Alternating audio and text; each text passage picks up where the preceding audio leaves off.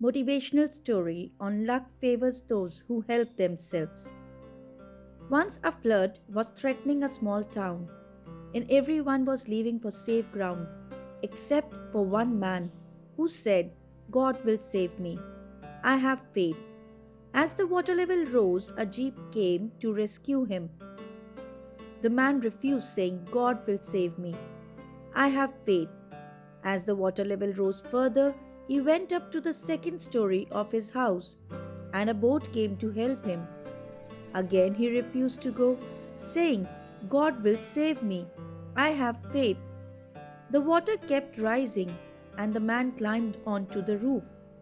A helicopter came to rescue him, but he said, God will save me. I have faith. Well, finally he drowned. When he reached his maker, he angrily questioned, I had complete faith in you. Why did you ignore my prayers and let me down? The Lord replied, who do you think sent you the jeep, the boat, and the helicopter? The only way to overcome a fatalistic attitude is to accept responsibility and believe in the law of cause and effect rather than luck.